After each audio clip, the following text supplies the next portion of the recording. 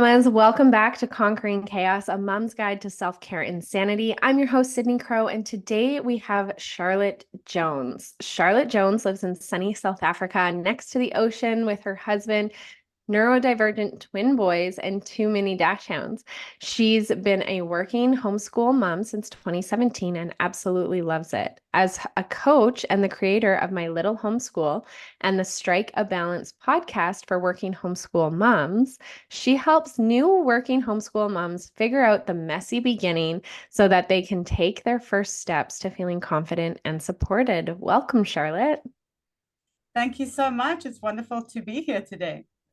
I'm really excited for this podcast. So, you are my second homeschooling coach mom that I've had on the podcast. And I'm just so intrigued by this because homeschooling for me always feels like this kind of unattainable goal.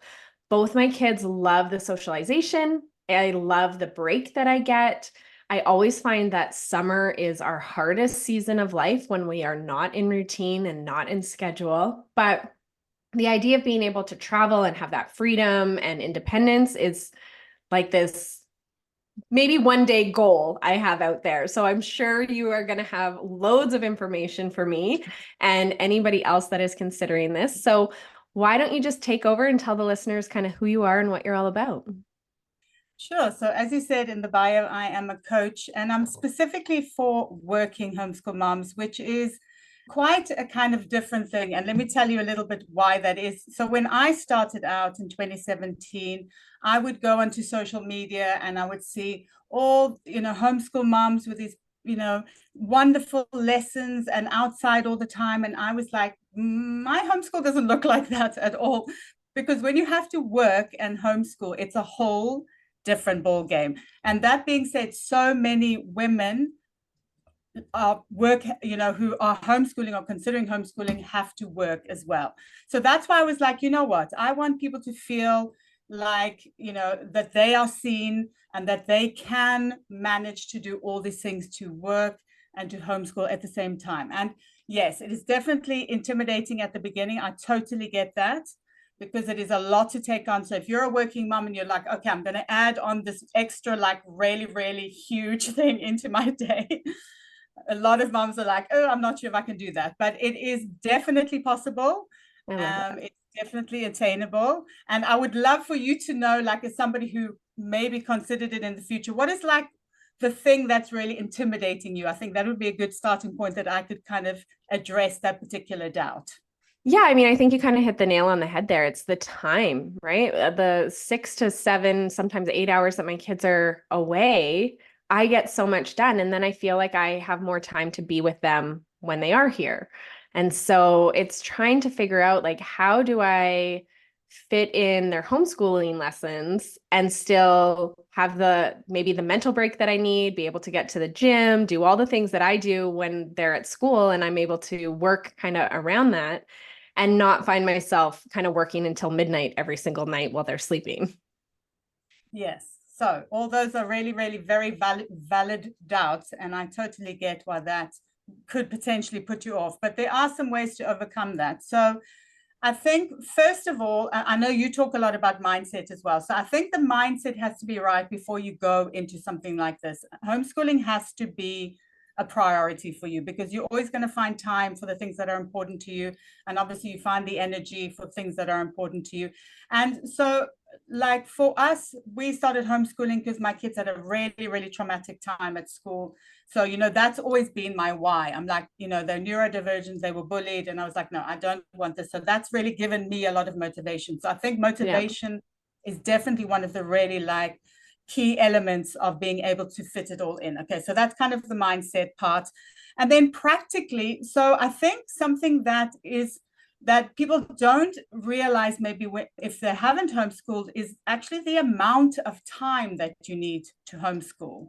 Okay. So obviously you send your kids to school for 8 hours. So you kind of, and maybe you went to public school and you're like, okay, so 8 hours is like a homeschooling day, six hours is a homeschooling day. But the actual book learning where you have to be like super, super present is only, it's like a maximum of 2 hours for like grades 9 to 12.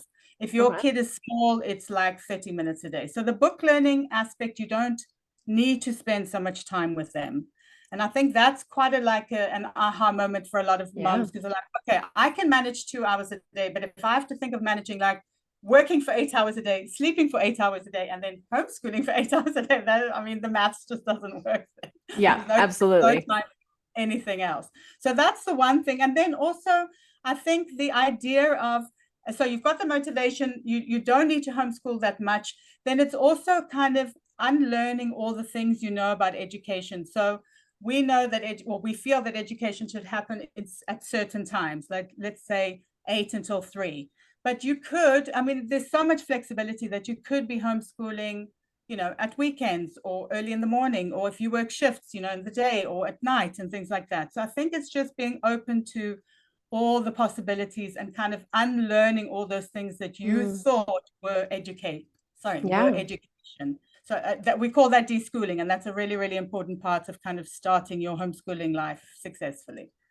Absolutely. I mean, especially because I was raised in like a specific system and my kids are in that system. And so I love that you de-learn and really just kind of break that down because it is kind of like old habits die hard, right? And so having to break those and relearn a whole new system, I think that that's absolutely amazing. And the time is so small compared to what I thought it was. So that's really good.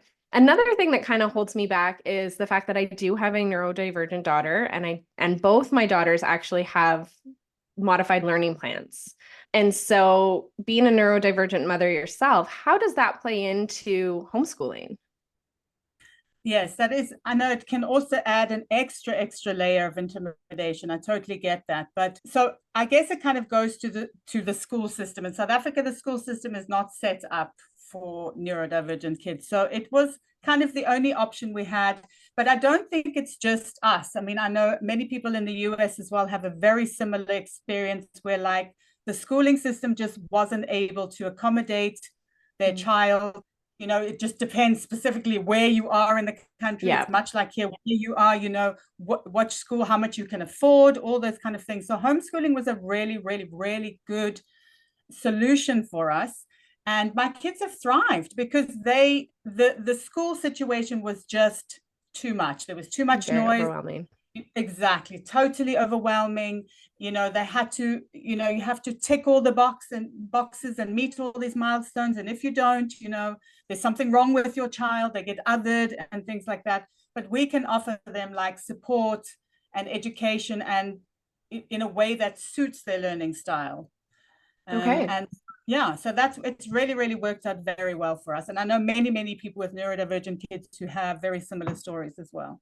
Okay. And do you have specific programs or resources so that we, like, as a non-teacher, figuring out what systems work, I feel like would be a lot of trial and error. Do you find that that's your experience? Absolutely. And I think you Okay. need to be open to that trial and error, though, as well. And like I said, you're unlearning all those kinds of things. Mm. Maybe kids do use like workbooks or whatever. But the thing is, nowadays, there are so many options out there. It's almost like it's like too many options, I would say. Okay. So it's like it's a really good time to homeschool because there are just so many things out there to help like it. And if you can kind of deschool yourself of what education should look like, then you can start creating this learning environment that's really going to work for your child, that's going to work for you as a working mom, as a busy mom, as a mom who needs time as well. So Yeah. yes, so it could be online. We only do online. Books, I don't know, there are co-ops, there are, you could have a tutor. There are so many options out there. I think, yes, trial and error, and you have to be open to that trial and error as well, because it can take some time to Yeah. figure out what works. But once you do, and once you test, or if you're open to testing and tweaking, you can really create something like amazing for your child that's really, really going to help them to thrive, that's going to suit them, that it's, that's just going to give them everything they need in terms of education. I love that so much. Yeah, I mean, you've definitely given me a lot to think about. So when you're working with moms and kind of getting these programs started, what does that look like for you? Well, so I think the important thing is it's like, so I do kind of one-on-one, and I think the important thing is that everybody's situation is like really, really unique. So you need to kind of get into that aspect of coaching. I think it's really because it's like a working mom who's homeschooling. It's a homeschooling mom who wants to start working. It's, somebody whose situation has changed. It's somebody who has little kids, somebody who has, high school kids, which is a whole nother ball game as well. So there's just so many things. I think it's really important to get into the unique kind of story of each working homeschool mom, and then to just give her the tools to feel confidence. And a lot of it is mindset stuff. Like I said, I know you work a lot with mindset. Mindset is such a huge part of doing something which is, I guess, in theory, quite unusual or maybe quite strange, is Out of the box. Yeah. exactly overcome societal expectations, overcome expectations from your family, unlearn all the things that you think education should be, and then just like being brave enough to take that step, accepting if you mess up, because it's going to be messy. That's why I always talk about like the messy beginning. It can be so messy at the beginning, to forgive yourself, to learn, to have a growth mindset, to be open to like, just learning and self-development. And yeah, so I mean, that all those kind of tools I think are so important when you're trying to help a mom take that first step, so she can feel confident, so she can feel supported. Yeah, absolutely. So in terms of like geography, you and I probably couldn't live further apart from one another. Does that play into your ability to coach women, or do you help them like anybody all over the world? Everybody all over the world, because I think the doubts, okay, so obviously everybody has a very unique situation, but the doubts are very similar.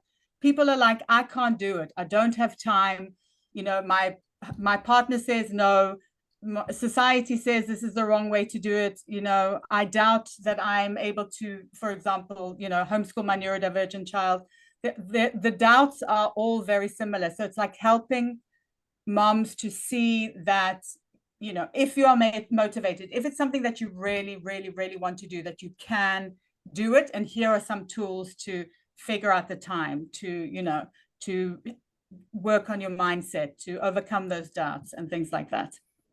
I love that. And so when you get started with women, like, how long are you working with them? Well, it really depends. It really depends, Okay. because I think it really is. I don't have a set program. I'm so flexible because I think, like I said, everybody has a very unique Gotcha. situation. Sometimes somebody will just be like, "Hey, I just want half an hour to like talk this out." And I mean, Yeah. sometimes that's all somebody needs. I'm like, I think you've got this sorted. Take a leap of faith. But sometimes people need a bit more support, because things often change. It's the first, let's say, 0 to 3 years can be really tough. So during that time, the beginning is tough, and then maybe those 3 years can also be as you're still trying to find your groove and things like that, and it can get Gotcha. frustrating, like, why is this not working yet, so it's Yeah. yeah, it's a process, definitely, and women need support along that journey.